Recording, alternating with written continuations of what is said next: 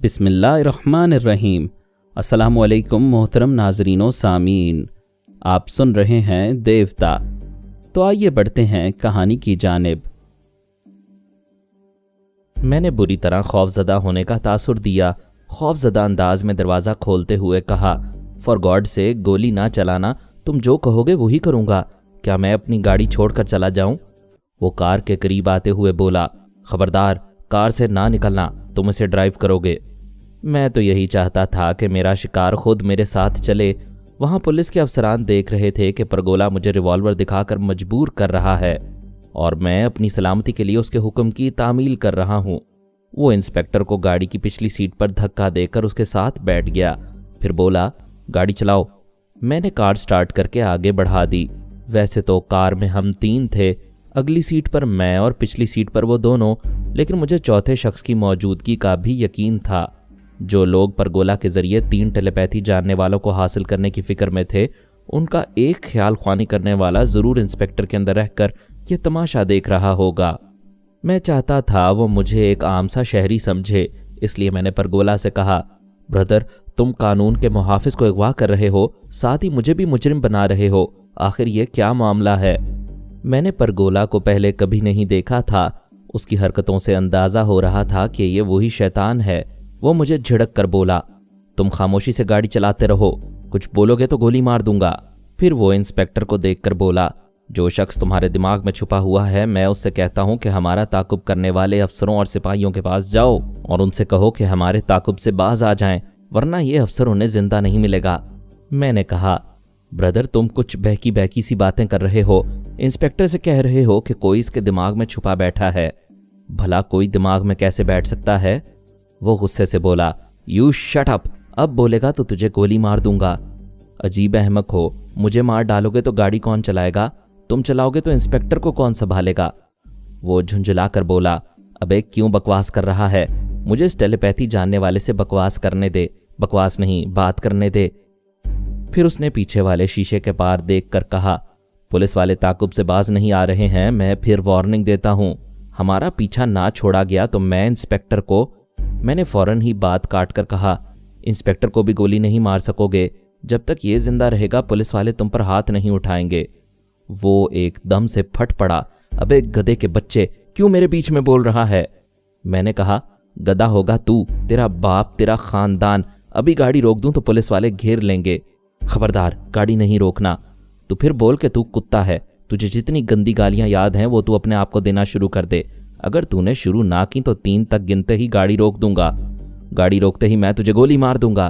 تو پھر ٹھیک ہے، گالی یا گولی؟ ایک، ابے کیا کرتا ہے، کیا سچ مچ گاڑی روکے گا؟ میں نے اونچی آواز میں کہا، 2۔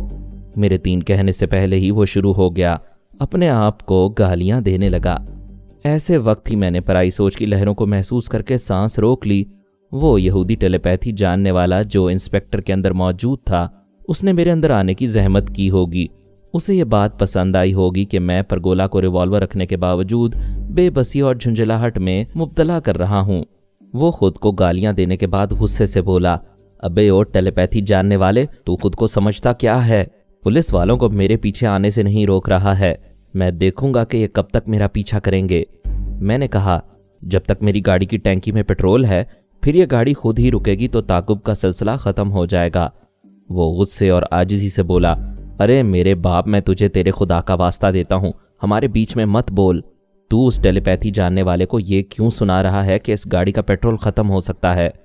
میں نے کہا، کیا میرے نہ کہنے سے یہ گاڑی 2-4 برس تک چلتی رہے گی؟ ہمیں کسی پیٹرول پمپ پر رکنا نہیں پڑے گا۔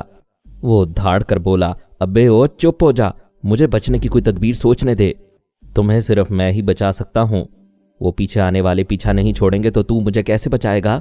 بڑا آسان طریقہ ہے، وہ سامنے دریا کا پل آ رہا ہے، اگر میں یہ گاڑی دریا میں گرا دوں تو تم تیر کر کہیں سے کہیں نکل جاؤ گے، ان پولیس والوں سے 2-4 گھنٹے کے لیے نجات مل جائے گی۔ کیا پاگل ہو گیا ہے؟ ہمیں گاڑی سمیت دریا میں گرائے گا اور خود بھی ڈوب مرے گا؟ میری جان پر بنی ہے اور تو مذاق کر رہا ہے۔ میں نے رفتار اور زیادہ بڑھاتے ہوئے کہا، میں مذاق نہیں کر رہا ہوں، دیکھو یہ پل آ گیا ہے، سنبھل جاؤ۔ وہ بولا، ابے ڈرپوک بزدل، تو موت سے ڈرتا ہے، اسی لیے میرے ریوالور سے ڈر کر گاڑی چلا رہا ہے، تیرے جیسا بزدل گاڑی سمیت دریا میں نہیں جا سکتا۔ कार तेज रफ्तारी से दरिया के बीच पुल पर पहुंच गई थी। मैंने अपने दरवाजे का लॉक खोला, फिर अचानक ही पूरी तेज रफ्तारी से गाड़ी को टर्न दिया। फिर जैसे क़यामत आ गई। पीछे बैठने वालों की चीखें निकलीं। पुल की रेलिंग एक धमाके से टूटी। फिर हमारी गाड़ी फजा में उड़ती हुई दरिया के पानी की तरफ जाने लगी। मैं पहले से तैयार था। दरवाज़ा खोलकर गाड़ी के डूबने से पहले ही छलांग लगा दी। गाड़ी का वजन बहुत ज़्यादा था, इसलिए वो मुझसे पहले डूबी। मैं चंद सांसों के बाद उससे दूर आकर पानी में गिरा, फिर हाथ पांव मारकर वापस ऊपर को आया। दरिया की सतह पर उभरते ही देखा, परगोला भी उभरने के बाद तैर रहा था। मैंने कहा, पुलिस वाले पुल पर खड़े देख रहे हैं, उनसे छुपना चाहते हो तो पानी के अंदर ही अंदर तैरते रहो। ये कहते ही मैंने डुबकी लगाई, फिर अंदर ही अंदर तैरने लगा। जो लोग योगा में महारत रखते हैं वो दूर तक नज़रों में आए बगैर पानी के अंदर सफ़र कर सकते हैं। मैंने थोड़ी देर बाद परगोला को एक हाथ के फासले पर तैरते हुए देखा। हम दरिया के बहाव के साथ जा रहे थे, इसलिए तेज़ी से दूर निकल रहे थे। वो दरिया समंदर में आकर गिरता था। अगर हम 2-2.5 घंटे तक तैरते रहते तो समंदर में पहुंच जाते। मैं एक अंदाजे के मुताबिक 1.25 घंटे में किनारे पर आ गया। साहिल की मिट्टी पर चारों शाने चित होकर गहरी गहरी सांसें लेने लगा। सर घुमाकर इधर उधर देखा। तकरीबन 50 गज के फासले पर परगोला पानी से उभरकर साहिल की तरफ आ रहा था। फिर वो भी किनारे आकर गिर पड़ा था। वहां दूर तक वीरानी थी। दरख्त और छोटे बड़े पहाड़ी टीले दिखाई दे रहे थे। दिन निकल आया था।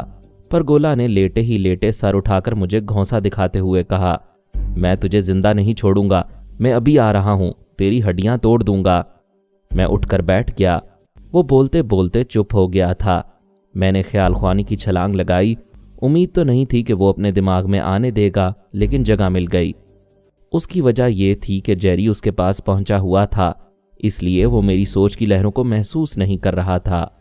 जेरी ने उसके पास आते ही कहा, बॉस, आपका गुलाम जेरी अपने वक्त पर हाजिर है। क्या आप खैरियत से हैं? पिछली रात से मुसीबतों में मुब्तला हूं। अब शायद पुलिस वालों से निजात मिल गई है। यहाँ इस वीराने में एक पागल है, मैं उसकी पिटाई करने जा रहा हूँ।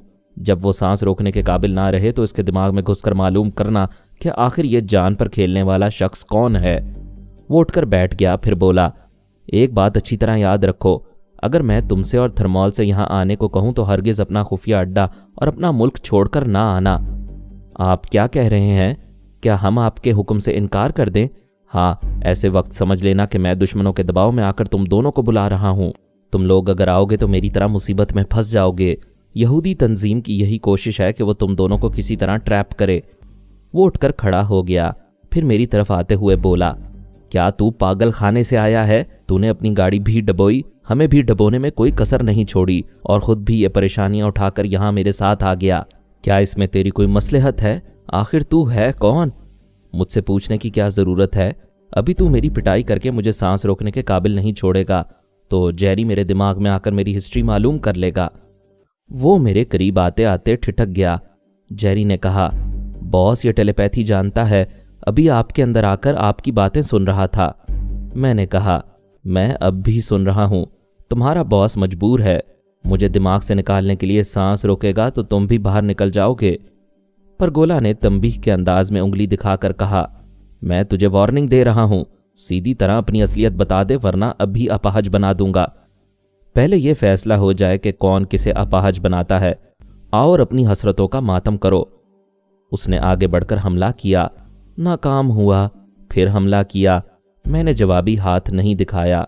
अव्वल तो हम बाप बेटे कभी लड़ाई में पहल नहीं करते, दोहम ये कि दुश्मन के हमलों को नाकाम बनाते हुए उसके लड़ने के अंदाज को भी समझते हैं और उसे चिड़चिड़ाहट और गुस्से में भी मुब्तला करते हैं।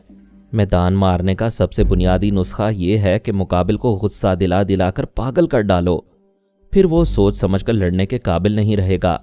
वैसे भी बेचारे ने पिछली रात पुलिस वालों की बड़ी मार खाई थी, उसे बिजली के झटके भी पहुंचाए गए थे। फिर मैं ऐसे आदमी से क्या लड़ता जो पहले ही अंदर से टूटा हुआ था।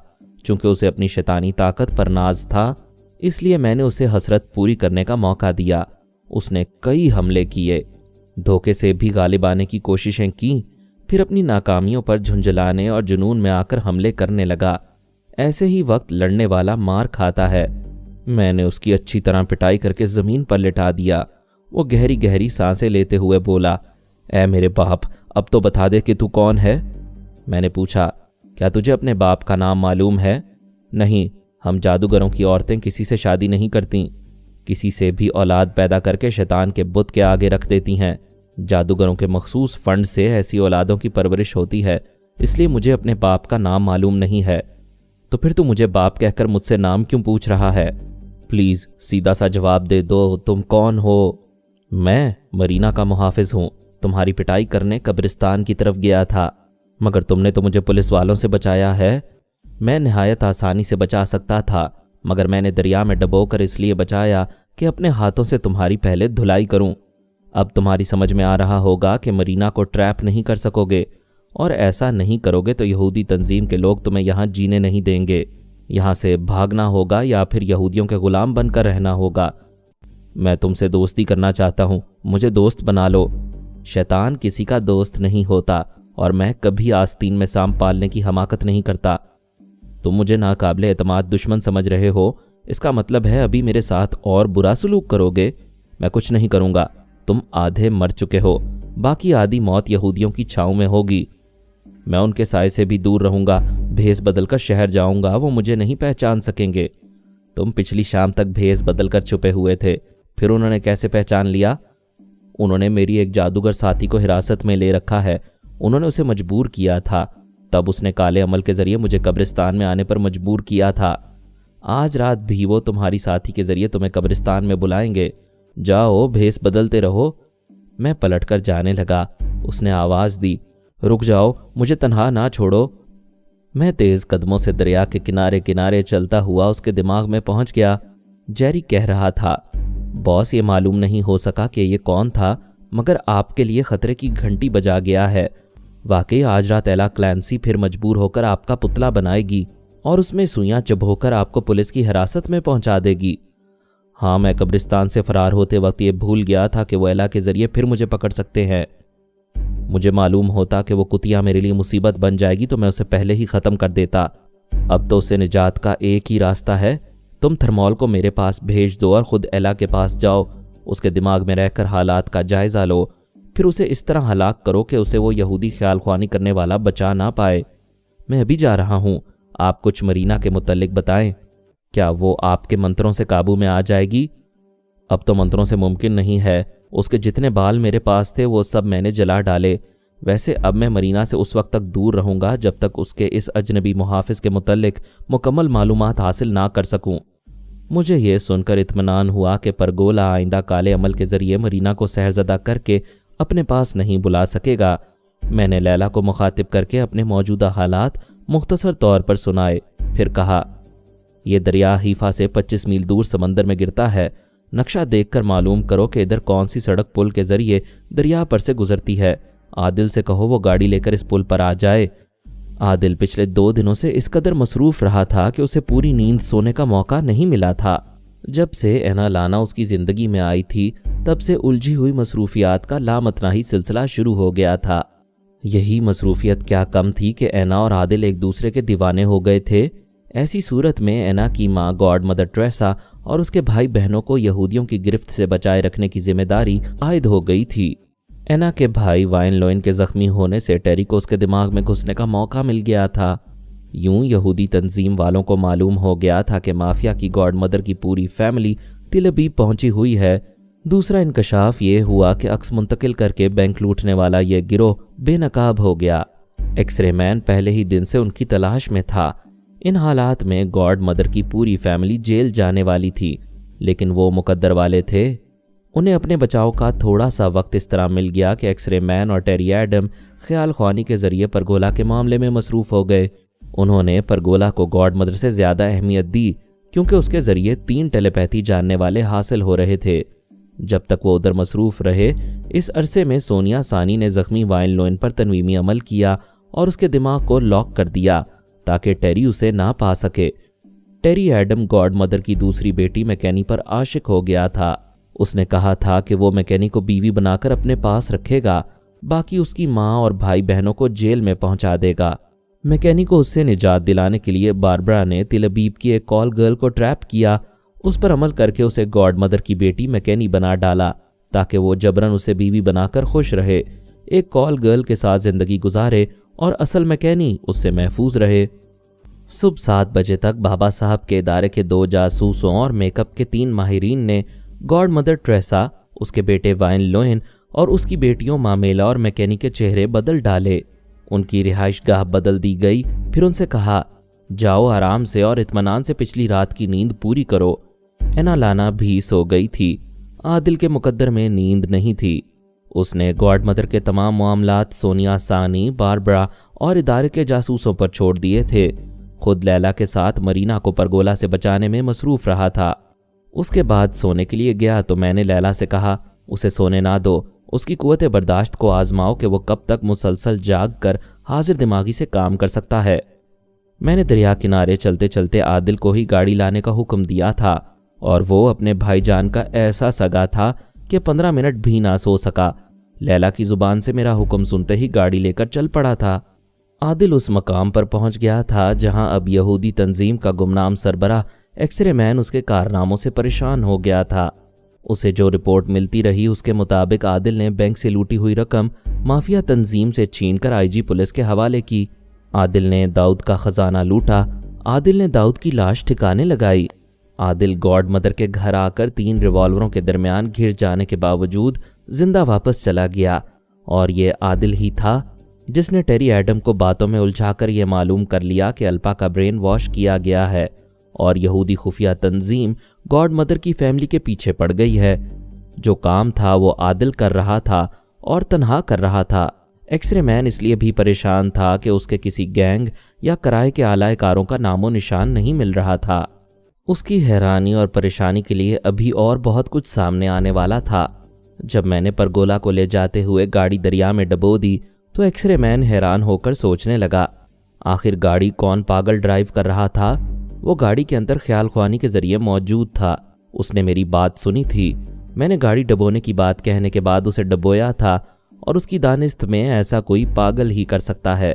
پھر اس نے افسروں کے ذریعے پل پر سے مجھے اور پرگولا کو دریا کے اندر سے ابھر کر پھر پانی میں ڈوب کر تیرتے دیکھا تھا۔ انسپیکٹر کو ایک غوطہ خور نے بچایا تھا۔ اس کا بھی یہی بیان تھا کہ گاڑی دریا میں گرانے والا کوئی پاگل ہی تھا۔ پولیس والوں نے اس گاڑی کا نمبر نوٹ کیا تھا۔ انکوائری سے پتہ چلا کہ کسی عادل نامی نوجوان نے وہ گاڑی ایک کار ڈیلر سے خریدی تھی۔ ایکس رے مین جو اس قدر پراسرار اور گمنام بنا ہوا تھا، گوشہ گمنامی میں سر پکڑ کر سوچ رہا تھا یہ عادل نامی طوفان کہاں سے آیا ہے؟ جہاں دیکھو وہیں کچھ نہ کچھ کرتا اور ہمیں نقصان پہنچاتا دکھائی دیتا ہے، مگر اتنا کچھ ہونے کے بعد بھی اب تک دکھائی نہیں دیا ہے۔ ایک بار اس کی صورت نظر آ جائے تو وہ گرفت میں آ جائے گا۔ اس نے پچھلی رات ہی انٹیلیجنس کے اعلیٰ افسران کو حکم دیا تھا کہ وہ جلد سے جلد عادل کا سراغ لگائیں۔ وہ تمام رات پرگولا اور مرینا کو پکڑنے کے لیے اپنے افسروں کے دماغوں میں جھانکتا رہا تھا۔ جب پرگولا ہاتھ سے نکل گیا تو اس نے ٹیری ایڈم کے ذریعے حکم دیا وچ لیڈی ایلا کلانسی کو حراست میں رکھا جائے۔ وہ آج رات پھر کالے عمل کے ذریعے پرگولا کو بلائے گی اور اسے گرفتار کرائے گی۔ ٹیری ایڈم بھی تمام رات جاگتا رہا تھا، اب سونا چاہتا تھا۔ ایکس رے مین نے اس کی سوچ میں کہا مجھے گاڈ مدر کے بیٹے وائن لوئن پر تنویمی عمل کرنے کے بعد سونا چاہیے، ورنہ عادل اس کے بچاؤ کا راستہ نکال لے گا۔ ٹیری نے خیال خوانی کی پرواز کی۔ وائن لوئن کی آواز اور لہجے کو گرفت میں لے کر راستہ تلاش کیا، لیکن اس کا دماغ نہیں ملا۔ سمجھ میں آ گیا کہ تنویمی عمل کے ذریعے اس کی پہلی آواز اور لہجے کو ذہن سے مٹا کر اسے نئی آواز اور لہجہ دیا گیا ہوگا۔ ایکس رے مین کو پھر شوق پہنچا۔ اس نے پورے یقین سے سوچا کہ یہ بازی بھی عادل نے پلٹ ڈالی ہے۔ گاڈ مدر کی رہائش گاہ میں پولیس والوں کو بھیجا گیا۔ پتہ چلا وہاں کے تمام پنچھی اڑ چکے ہیں۔ وہ بنگلہ ایک خالی پنجرے کی طرح رہ گیا ہے۔ ایکس رے مین ہنسنے لگا۔ کئی ناکامیوں کا منہ دیکھنے کے بعد اسے غصے میں آنا چاہیے تھا، مگر وہ اپنے خالی مکان میں ہنستے ہوئے بڑبڑانے لگا۔ کوئی بات نہیں، نوجوان بہت تیزی سے بھاگ رہا ہے، بھاگنے دو بھاگنے دو، سو کر اٹھوں گا تو اس تیز رفتار گھوڑے کو منہ کے بل گرا دوں گا۔ وہ اپنے آرام دہ بستر پر آ کر لیٹ گیا۔ تمام رات جاگنے کے باوجود پریشانیوں کا اتنا ہجوم تھا کہ نیند نہیں آ سکتی تھی۔ اس نے اپنے دماغ کو سونے کا حکم دیا، پھر دوپہر 2 بجے جاگنے کا وقت مقرر کر کے سو گیا۔ اس کی اور ٹیری ایڈم کی نیند کے دوران انٹیلیجنس کے تمام جاسوس عادل کو ڈھونڈتے پھر رہے تھے۔ چونکہ اسے صورت سے نہیں پہچانتے تھے، اس لیے خصوصاً نوجوانوں کو تاڑ رہے تھے۔ जिन पर शुबा होता था उनका मुहासबा करते थे। तरह तरह के सवालात करके उनके जवाबात से मुतमईन होने के बाद उनका पीछा छोड़ते थे। वो मेरे लिए गाड़ी लेकर आया था। फिर हम अपनी रिहाइश गाह में पहुंच गए थे। उसके बाद अपने अपने कमरे में जाकर सो गए थे। वहाँ एक कमरा एनालाना के लिए मखसूस था। वो सो रही थी। मैंने उसके खाबीदा दिमाग में ये बात नक्श की कि वो बेदार होने के बाद शाम तक आदिल से ना मिले, उसे आराम से नींद पूरी करने दे। जेरी एला क्लैंसी के अंदर पहुंचा हुआ था। वो रात भर कब्रिस्तान में मसरूफ़ रही थी, लिहाजा वो भी सो रही थी। उसके लिए हवालात में आरामदेह बिस्तर बिछाया गया था। उसके जादू मंत्र का सामान एक बड़े से बैग में रखा हुआ था। उससे वादा किया गया था कि वो परगोला को गिरफ्तार कराएगी तो उसे इनाम इकराम से नवाजा जाएगा। परगोला के फरार होने के बाद एला को हवालात में रखकर वहाँ सख्त पहरा लगाया गया था। एक्सरे मैन और टेरी एडम को चाहिए था कि एला के दिमाग को लॉक कर देते, लेकिन दोनों थकन से चूर होकर सो गए थे।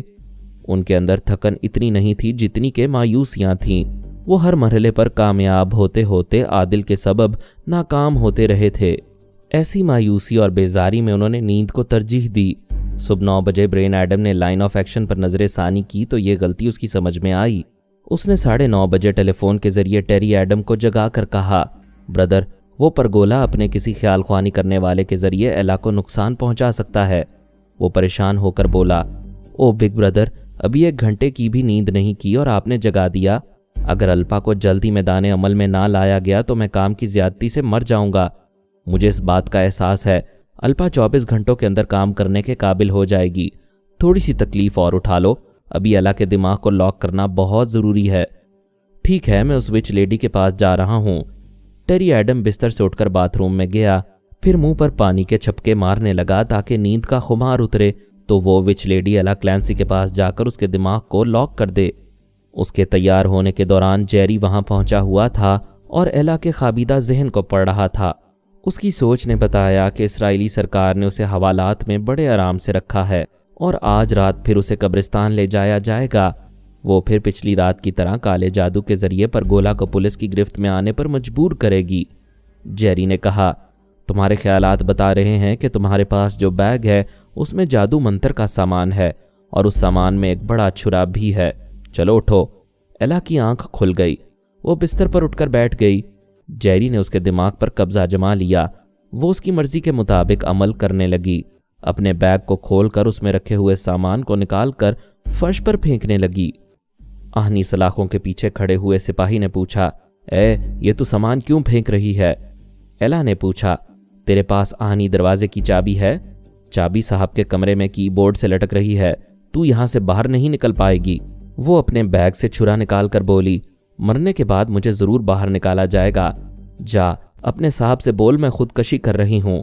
अरे ये क्या पागलपन है? साहब जल्दी आओ, ये पागल की बच्ची जान दे रही है। इंस्पेक्टर दौड़ता हुआ आया, फिर एला को देखकर ठिठक गया।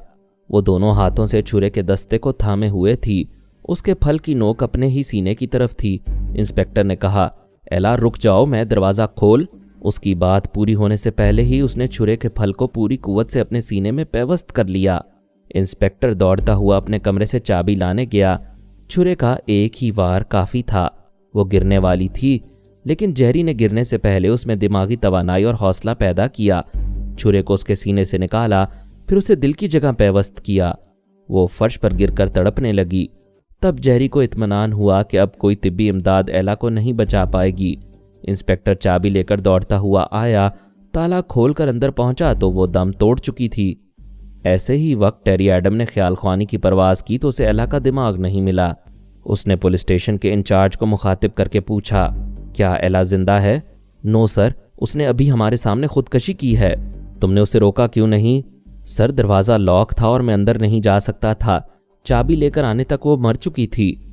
टेरी ने ब्रेन एडम से राबता कर कहा, बिग ब्रदर, बहुत बुरी खबर है, एला ने खुदकशी कर ली। ओ गॉड, यकीनन परगोला ने अपने ख्याल ख्वानी करने वाले के ज़रिए उसे ख़त्म कराया है। जी हाँ, मैं सोने जा रहा हूँ। अगर आप चाहते हैं कि आइंदा हाजिर दिमागी से काम करूँ तो नींद ज़रूरी है। नींद सबके लिए ज़रूरी होती है। पिछली रात के जागे हुए तमाम दुश्मन सो रहे थे, दोस्त भी सो रहे थे, हम भी गहरी नींद में थे। सिर्फ गॉड मदर टेरेसा जाग रही थी। ट्रेसा ने कभी एक मामूली औरत की हैसियत से ज़िंदगी नहीं गुजारी थी। वो कभी किसी के ज़ेरे असर नहीं रही, हत्ता कि अपने किसी शौहर को भी खुद से बरतर होने नहीं दिया।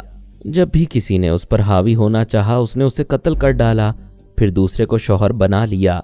वो दौलत की दीवानी थी, लेकिन उससे ज़्यादा उसे आज़ादी और ख़ुद मुख्तारी अजीज़ थी। उसने अपने बेटे और बेटियों की भी तरबियत ऐसी ही की थी। उन्हें खुद सर और ख़ुद मुख्तार रहने वाला मिजाज दिया था। उनमें सिर्फ एक एना लाना ऐसी थी जो आदिल की मोहब्बत में माँ के मिजाज के ख़िलाफ़ हो गई थी, वरना एक बेटा और 2 बेटियाँ बिल्कुल माँ के नक्शे कदम पर चलते थे। गॉड मदर ने सोचा था इसराइल एक छोटा सा मुल्क है, वहाँ वो अक्स मुंतकिल करने वाली टेक्निक के ज़रिए माफिया तंजीम को यहूदी हुक्मरानों पर हावी कर देगी और इस मुल्क की बेताज मलका बनकर रहेगी। उसे यहूदी खुफिया तंजीम की ताकत का अंदाज़ा नहीं था और ना ही ये मालूम था कि उन दिनों तेल अवीव में दुनिया की तमाम ख़तरनाक तंजीमों और तमाम टेलीपैथी जानने वालों का मेला लगा हुआ है। वो 1000 सलाहियतों के बावजूद उनके दरमियान पिसकर रह जाएगी। अब यही सूरत हाल सामने थी। उसकी आज़ादी और ख़ुद मुख्तारी को ठेस पहुंच रही थी। उसके बेटे के दिमाग में टेलीपैथी जानने वाले घुस आए थे। एना को आदिल उड़ा ले गया था। मैकेनिक को टेरी एडम निगल लेना चाहता था। टेरी एडम की टेलीपैथी से और पुलिस वालों की गिरफ्त से बचने के लिए ट्रेसा ज़िंदगी में पहली बार आदिल के सामने झुकने पर मजबूर हो गई थी। ये बात उसके मिजाज के इतने खिलाफ थी कि उसे गुस्से और परेशानी में नींद नहीं आ रही थी। वो खुद को समझा रही थी कि मैंने हालात से मजबूर होकर आदिल को दामाद बनाने का इकरार किया है। उसका ये फ़ायदा हुआ कि मेरा बेटा यहूदी टेलीपैथी जानने वालों की गिरफ्त से निकल गया है और हम माँ बच्चे यहाँ कानून की गिरफ्त से महफूज हो गए हैं। आदिल ने इस नई जगह में हमें मुंतकिल किया है। हमारे चेहरे बदल दिए हैं। पुलिस वाले और यहूदी तंजीम के लोग हमें पहचान नहीं पाएंगे। बेशक मैं ऐसा ही ज़बरदस्त दामाद चाहती हूँ, लेकिन इतना भी ज़बरदस्त नहीं कि वो मेरे ज़ेरे दस्त ना रहे और मेरी बेटी को अपना हम मिजाज बना ले। अगरचे हम माँ बच्चे महफूज हो गए हैं, ताहम मेरा बेटा आदिल का महकूम और ताबेदार रहेगा। आदिल के किसी टेलीपैथी जानने वाले ने तनवीमी अमल के ज़रिए मेरे बेटे के दिमाग को सिर्फ लॉक नहीं किया होगा, सिर्फ दुश्मनों से बचाया नहीं होगा, बल्कि उसे अपना मामूल और ताबेदार बना लिया होगा। अब हम माँ बच्चे छुपकर कोई राज की बात नहीं कर सकेंगे। वाइन लोइन के अंदर छुपा हुआ आदिल का आदमी हर बात सुन लिया करेगा।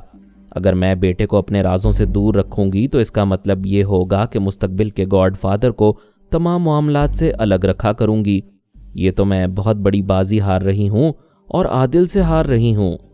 दरअसल आदिल की सलाहियतों से ये अंदेशा पैदा हो गया कि अगर वो इसी तरह तमाम मामलात में उन पर हावी होता रहा तो बेटे की जगह दामाद गॉड फादर बन जाएगा, और ना बने तब भी माँ बच्चे सभी उसके महकूम और मोहताज रहेंगे।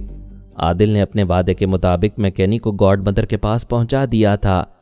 माँ मेला और वाइन लोइन भी माँ के साथ थे। सिर्फ एना लाना ने माँ के पास आने से इनकार कर दिया था। लैला के पास आकर उसके गले लग गई थी कि मैं भाभी को छोड़कर नहीं जाऊंगी। ट्रेसा इसे आदिल की चाल समझ रही थी। उसने यकीन से ये सोच लिया था कि टेलीपैथी के जरिए एना लाना को अपनी तरफ ले गया है। माँ ने एना के पास करोड़ों डॉलर का सोना और हीरे जवाहरात देखे थे। उनमें से उसे एक भी सोने की ईंट नहीं मिली थी। ये बात खटक रही थी कि आइंदा भी लूट का जो माल आएगा वो आदिल के ही कब्जे में रहा करेगा और ये माँ बच्चे उसके मोहताज रहा करेंगे। वो बेटे की वजह से बहुत मजबूत शिकंजे में आ गई थी। इस शिकंजे से निकलने की तदबीर करती तो निकलते ही यहूदियों के जाल में फंस जाती, लेकिन कोई तदबीर तो करनी ही थी। वो आदिल के ज़ेरे असर नहीं रह सकती थी। ट्रेसा की सबसे पहली ख्वाहिश ये थी कि बेटे की आज़ादी और सलामती मिले। उसे आदिल के टेलीपैथी जानने वाले के तनवीमी अमल से भी निजात मिले। बेटे को निजात मिलती तो माँ फिर से शेरनी बन जाती। वो रिसीवर उठाकर नंबर डायल करने लगी। वो गॉड मदर 3 ऐसे मुसल्ला मुहाफिज रखती थी जो सामने नहीं आते थे, छुपकर उसकी हिफाजत करते थे और दीगर अहकामात की तामील करते रहते थे। वो तीनों मुसल्ला गार्ड्स हर मुल्क में उसके पीछे साही की तरह लगे रहते थे। राबता होने पर वो अपनी मकामी ज़ुबान में बोलने लगी। एक मुहाफिज को अपना मौजूदा पता और फ़ोन नंबर बताकर अपने हालात बयान करने लगी। फिर उसने कहा, मैं आज शाम 6 बजे के बाद मामेला, मैकेनी और वाइन लोइन के साथ तफरीह के लिए निकलूंगी। तुम लोग बड़ी राजदारी से वाइन लोइन को अपनी खुफिया रिहाइश गाह में ले जाओगे। दूसरी तरफ से जवाब मिला, यस मैडम, हम बाबा वाइन लोइन को राजदारी के साथ ले जाएंगे। शाम से पहले एक हिप्नोटिज्म के माहिर को तलाश करो। मैंने सुना है यहूदियों का सबसे बड़ा रबी हिप्नोटिज्म और अमलियात का माहिर है। अगर तस्दीक हो जाए तो उसे अगवा करके कैदी बना लो। उसे बाद में मजबूर करना कि वो तुम्हारी मौजूदगी में वाइन लोइन पर तनवीमी अमल करे और साबका अमल को उसके दिमाग से मिटाकर ये बात जहन में नक्श कर डाले कि वो किसी भी दोस्त या दुश्मन की सोच की लहरों को महसूस करते ही सांस रोककर उन्हें भगा दिया करेगा। डॉक्टर मोहम्मद उनीब सलीमी के साथ मज़ीद अक़सात सुनने के लिए हमारे चैनल का सब्सक्राइबर बनें और साथ ही बेल आइकन को क्लिक करें ताकि आपको हर आने वाली नई वीडियो के मुतालिक नोटिफिकेशंस मिलती रहें। हमारी वीडियोस को लाइक और शेयर करें और हमें अपनी दुआओं में याद रखिएगा। ISI और पाक आर्मी जिंदाबाद, पाकिस्तान पाइंदाबाद। हम फिर मिलेंगे इंशाअल्लाह एक नई किस्त के साथ। तब तक के लिए अल्लाह हाफिज़।